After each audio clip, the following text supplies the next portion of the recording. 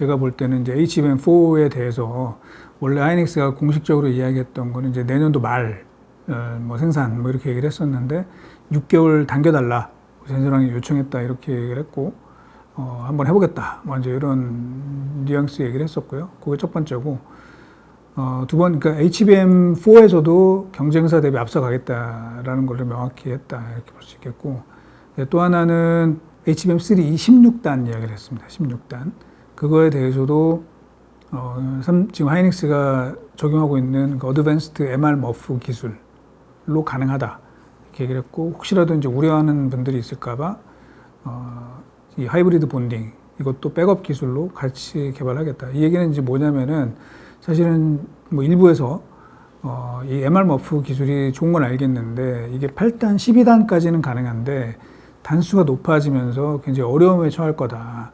그런 얘기가 있었는데 이제 어제 하이닉스의 발표는 그거를 좀 불식시키는 16단까지도 문제없이 진행한다 이렇게 얘기를 한 게 좀 중요한 것 같습니다. 작년부터 이슈가 됐을 때 SK 하이닉스 쪽에서 굉장히 강조한 부분이 그 MR 머프 기술이거든요. 반면에 삼성이나 마이크론 같은 경우에는 TC-NCF 방식이라고 이제 하나씩 한 층 한 층 쌓는 그런 방식을 쓰고 있는데 이게 뭐 8단, 12단까지는 뭐 이 한 번에 굽는 이 방식이 조금 더 빠르고 더 효과적일 수 있지만 올라가면서 분명 한계가 생길 거다. 그래서 SK 하이닉스도 그거를 그 이상은 적용하기 어렵지 않겠느냐라는 이제 일부 의견이 있었어요. 근데 뭐 그렇지 않다. 지금 이미 뭐 테스트 해본 결과는 뭐 문제 없이 적용이 된다 이렇게 얘기를 했기 때문에 뭐 그게 적용이 SK 하이닉스의 말대로 잘 된다 그러면 뭐 그때까지도 상당한 주도권을 뭐 이끌고 갈 수 있는 그 여지가 더 커졌다 이렇게 볼 수 있겠죠. 뭐 삼성전자나 뭐 마이크론도 빠르게 따라가고 있기 때문에 그 격차는 좀 좁혀들지 않을까요? 뭐 그렇게 좀 생각을 합니다. 마이크론의 목표도 어느 정도냐면 그러니까 HBM에서의 시장 점유율을 기존 D램 시장의 점유율 수준까지 따라가는 게 목표라고 이제 얘기를 하거든요. 예. 사실은 뭐 만약에 뭐 하이닉스를 위협할 수 있는 존재가 된다면 마이크론보다는 삼성이 더 위협할 가능성이 크다고 봐야 되겠죠. 시장에 자기네가 넘버원이 되겠다는 생각은 없으니까 3등을 하겠다. 격차를 줄인 3등을 하겠다. 이제 이게 목표지 하이닉스를 뭐 넘어서겠다 이런 생각은 아닌 거고요. 삼성은 사실은 이제 저희가 상대적으로 SK에 좀 밀려 있는 게 사실이죠. HBM에서는. 근데 사실은 그 실제 이제 매출액이 있거든요. 뭐 공표는 안 하지만 이제 제가 파악한 바에 의하면은 삼성이 또 뭐 그렇게 압도적인 차이로 뒤지고 있는 것 같지는 않거든요. 매출액으로 기준으로 보면. 네. 그러니까 또 저력이 있는 회사이기도 하니까 그런 부분에서 결국은 따라간다면 뭐 삼성이 먼저 갈 수 있겠죠. 지금 현재 이제 다들 알고 계시는 이제 엔비디아에 납품이 되냐 안 되냐 이 이슈가 좀 남아 있기는 하지만 그 대결이 된다고 봐야 되겠죠. 뭐 사실 이제 저희 기대보다 많이 늦은 거는 사실이에요. 예. 저도 3분기 중에 뭐 당연히 될 거로 생각을 했는데 좀 늦어지기는 했고 그걸로 인해서 이제 반성문까지 나오기는 했죠. 하지만 이제 뭐 올해 안에는 못 된다고 또 확실하게 얘기를 하고 있으니 일단은 좀 믿어봐야죠. 그 부분에 대해서는. 예. 최근에 이제 보면은 사실은 엔비디아 이 GPU의 수요는 굉장히 많잖아요. 그런 와중에 이제 TSMC 입장에서 보면, 그러니까 엔비디아의 최고의 파트너잖아요. TSMC 입장에서 보면은 공장을 투자를 하고 장비를 사고, 돈은 자기네가 훨씬 많이 쓴다는 거죠. 근데 실제로 수익은 엔비디아가 훨씬 많이 나고 있잖아요. 그러니까 이제 그런 거에 대한 불만이 좀 있습니다. 그래서 엔비디아가 요구하는 정도의 그런 투자를 전부 집행을 하지 않고 있습니다. 그래서 TSMC 이제 최근 실적을 보면은 최근에 그 AI 디맨드는 워낙 강하다. 하지만 이제 우리는 투자를 우리 계획대로 간다. 그러니까 더 늘리진 않겠다는 거죠. 그러다 보니까 이제 어떤 일이 벌어지냐면 엔비디아는 좀 다급한 거예요. 그래서 추가적으로 TSMC에 물량 요청을 할 경우가 생기거든요. 그런데 TSMC의 그 반응은 우리는 정해진 대로 간다. 너네가 추가적으로 그렇게 긴급 오더를 내리면 그거는 추가 요금을 내라 이렇게 얘기를 하는 거죠. 네. 그러다 보니까 엔비디아 입장에서는 뭔가 좀 불만이 좀 있는 것이고 TSMC는 또 TSMC 나름대로 우리가 돈 내서 투자하는데 왜 너네가 수익을 더 많이 내냐 이런 불만이 좀 생길 수 있는 거죠. 네. 사실은 그런 차원이라면 이제 거기에서 삼성전자가 할 역할이 되게 많은 거죠. 그 틈을 비집고 거기서 좀 이득을 취할 수 있는 부분들이 많은데 안타깝게도 아직까지는 그런 결과는 좀 나오지 않고 있어서 조금 가슴이 아픈 부분이 있습니다. 또 제가 안타깝게 생각하는 거는 이제 결국은 파운드리 수율인 거죠. 예. 파운드리 수율이 삼성이 TSMC에 비해서 이제 워낙 떨어지다 보니까 그 엔비디아와 TSMC의 그런 미묘한 그 신경전 사이에서 사실 취할 수 있는 부분이 많은데 그 부분이 조금 안타깝다 이런 표현이라고 보시면 될 것 같습니다. 진전이 있었다는 거는 이제 결국은 엔비디아의 테스트에서 진전이 있었다는 것이고요. 자, 그러면 이제 저희는 거기서 질문 하나 더 던질 수 있습니다. 그러면 그 엔비디아의 진전이 있었다는 게 삼성이 엔비디아의 메인 프로덕트, 예를 들면 H100이나 H200 또는 블랙웰 이쪽에 공급이 되는 거냐, 아니면은 그 이외의 제품에 공급이 되는 거냐, 이런 이슈가 있다라는 거죠. 그렇죠. 어차피 왜냐면 SK 하이닉스는 현재 내년도 생산 계획 물량이 이미 풀 부킹이 다 끝났거든요. 그리고 그게 가격도 거의 정해진 걸로 알고 있어요. 그러면서 이제 삼성이 차지할 수 있는 부분은 이제 그 부분을 제외한 부분을 좀 먹어가는 거니까 이게 조금 늦었잖아요. 원래 이제 개발 자체, 그 퀄 자체가 좀 늦어지면서 원래 시장에서 기대했던 것보다는 삼성이 엔비디아와의 관계에서 조금 차지할 수 있는 부분이 조금 줄지 않았나 이렇게 지금 해석을 하고 있습니다. 뭐 그럴 수 있죠. 예, 그럴 수 있는데 항상 이제 그 기술의 발전 단계를 보면은 중간에 특히 초기라 하더라도 그런 죽음의 계곡이라는 기간이 나와요. 지금 우리 기자님 말씀하신 것처럼 투자는 됐는데 뭐 투자로 인한 그 수익이 많이 안 나오는 경우가 생길 수가 있어요. 그런데 이제 지금 뭐냐면 빅테크들은 정말 빅테크지 않습니까? 그냥 일반적인 기업들이 아니에요. 그래서 굉장히 많은 그 현금을 가지고 있고 또 수익도 엄청나게 지금 계속 벌고 있고 계속 성장을 하고 있습니다. 그래서 뭐 좀 둔화될 수는 있겠지만 아직은 그런 조짐이 없습니다. 최근에 이 빅테크들의 3분기 실적을 저희가 이제 종합을 해보면 이번 분기에 이 네 회사의 공식적인 캐펙스, 그러니까 그 재무제표에 안 나오는 캐펙스들도 있거든요. 그거 공식적인 캐펙스가 603억 달러가 나왔고 전년 동기 대비해서 62% 정도 증가를 했습니다. 이게 오히려 전 2분기보다 더 증가율이 올라간 거죠. 더 가속화하고 있다는 거죠. 사실은 이제 저희도 그런 빅테크들의 캐펙스가 좀 디셀러레이트 되지 않겠냐 이런 전망을 저희도 했었고, 그래서 2분기 증가율을 피크로 3분기부터는 증가는 하지만 증가율은 둔화되지 않을까라고 생각을 했었는데 오히려 더 가속 증가하고 있습니다.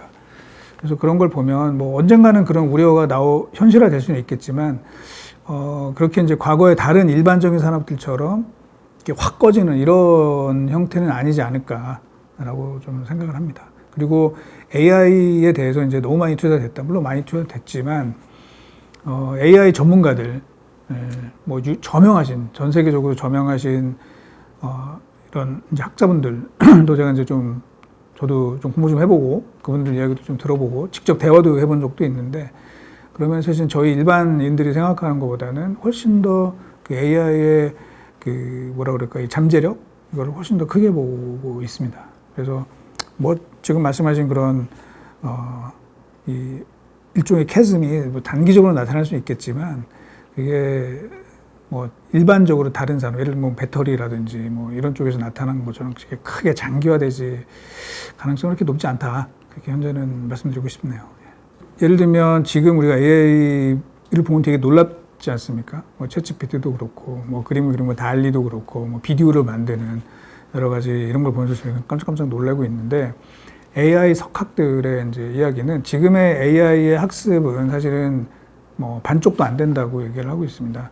결국은 뭐냐면 이런 상징화된 그런 데이터들을 공부하는 것 갖고는 한계가 있고, 결국은 AI가 정말 AI가 되기 위해서는 바디를 갖춰야 되는 거예요. 바디. 즉 로봇이 같이 발전해야 된다는 것이죠.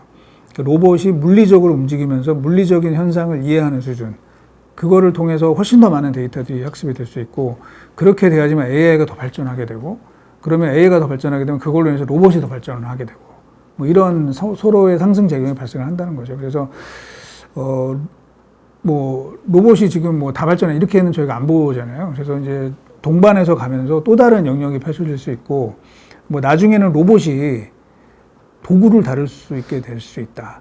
그렇게 되면 이제 어쩌면 정말 AGI라고 하는 것들이 조금 더 현실화되지 않을까. 뭐 아직은 사실 뭐 그런 AGI랑은 너무 거리가 멀다. 이렇게들 많이들 말씀을 하고 계십니다. 그렇긴 한데 사실은 엔비디아랑 AMD의 그 매출의 격차가 그렇게 뭐 빠르게 좁혀지고 있는 것 같지는 않습니다. 뭐 근데 이제 문제는 뭐냐면 이 엔비디아가 독점을 하고 그러다 보니까 가격이 너무 비싼 거죠. 가격이 너무 비싸고 그러다 보니까 AI에 대한 투자 비용이 너무 큰 거잖아요, 지금.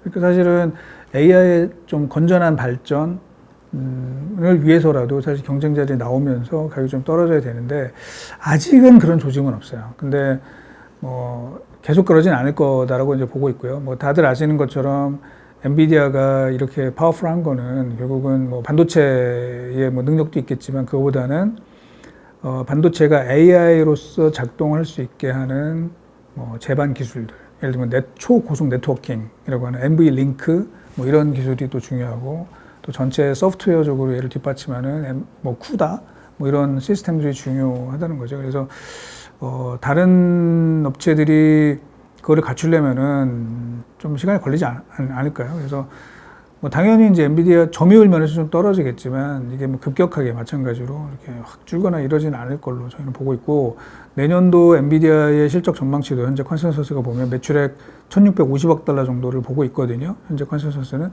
저희는 뭐 그보다 훨씬 높지 않을까. 뭐 예를 들면 한 2천억 달러가 눈에 보이지 않을까 이런 뭐 생각도 좀 하고 있습니다. 그래서 이 엔비디아의 점유율이 좀 둔화될 거야. 뭐 이런 그 전망들 때문에 사실 엔비디아도 주가 140달러 갔다가 100달러 밑에까지 이렇게 떨어지는 한 30% 조정을 받았었는데 뭐 다시 또 지금 회복을 했고 어제 기준으로는 다시 또 시가총액 1위에 복귀하는 뭐 이런 일들이 계속 나타날 거라고 저는 보고 있습니다. 뭐 저도 뭐 사실 뭐 엔비디아가 지금 싸다 이런 생각은 하지는 않고 있어요. 이미 시가총액 1등이니까 전 세계 1등이 됐고 그거에 대한 평가를 충분히 받고 있다고 생각을 합니다. 그리고 지금 엔비디아가 받고 있는 그 제품 가격 있잖아요. 단가. 이것도 사실 굉장히 높다고 아까 제가 말씀드린 것처럼.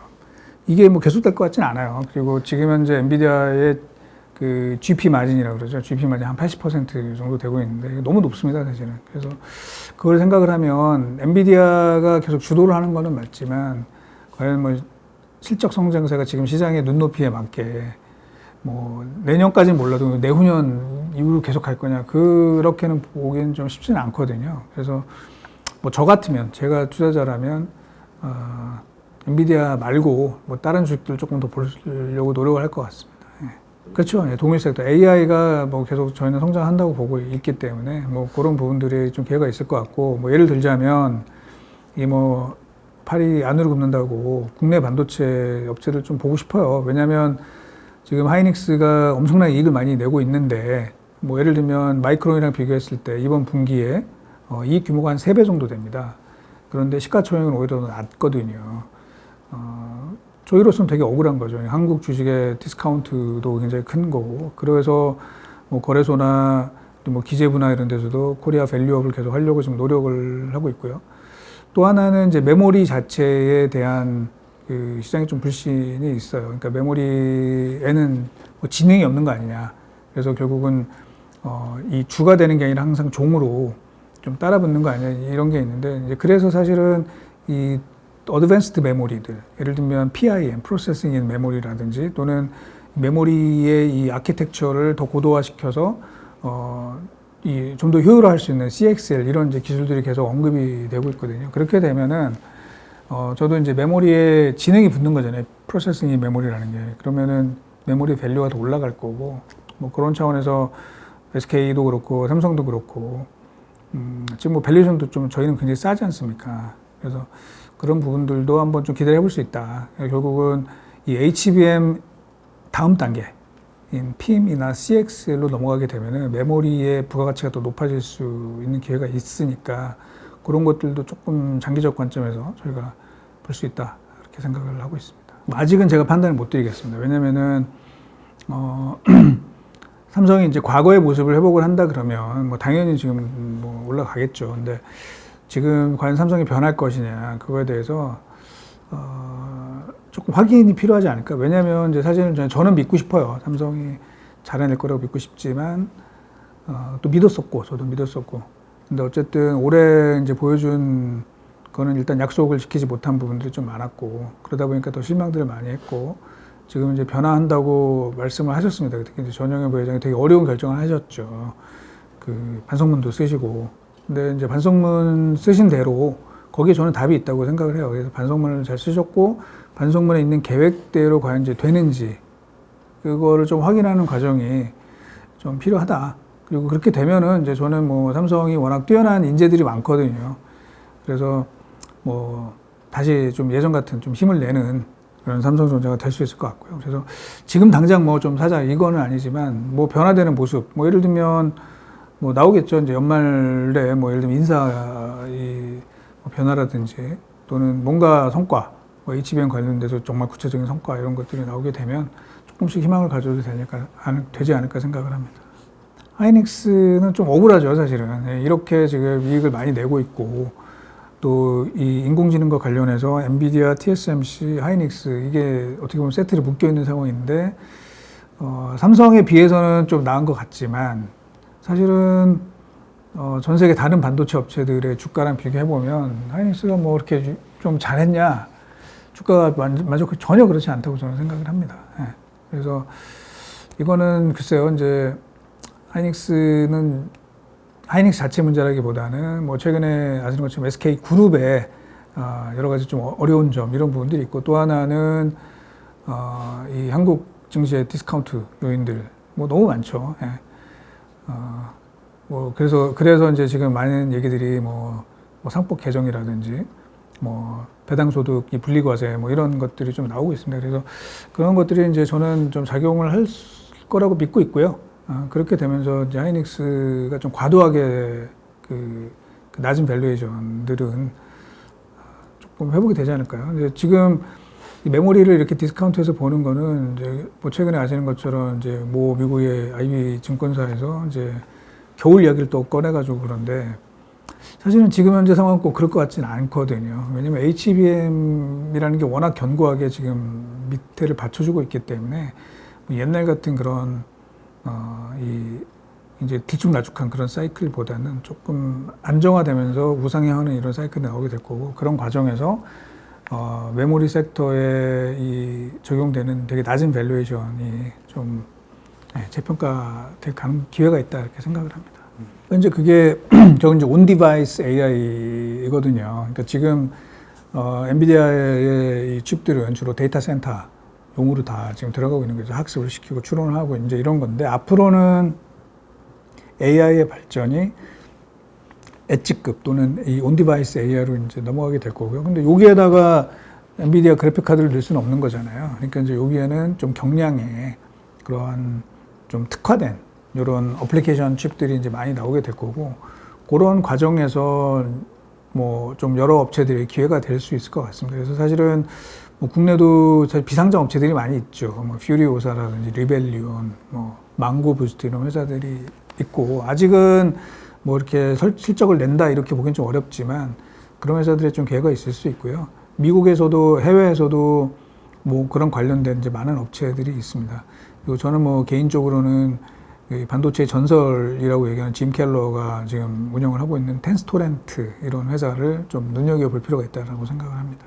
이 텐스토렌트 같은 회사는 자기네는 엔비디아랑 경쟁할 생각이 추워도 없다. 결국은 엔비디아가 이제 다 다루지 못하는 특정 영역에 관련된 특정 어플리케이션, 거기에 맞는 최적화된 가벼운 칩들을 공급을 해서 그거를 통해서 기회를 보겠다. 이렇게 얘기를 하고 있어서 뭐 그런 업체들 좀 혹시라도 이제 개인들이시겠지만 뭐 투자 기회가 혹시라도 이제 오게 되면은 좀 눈여겨보실 필요가 있다. 그렇게 좀 말씀드리고 싶습니다.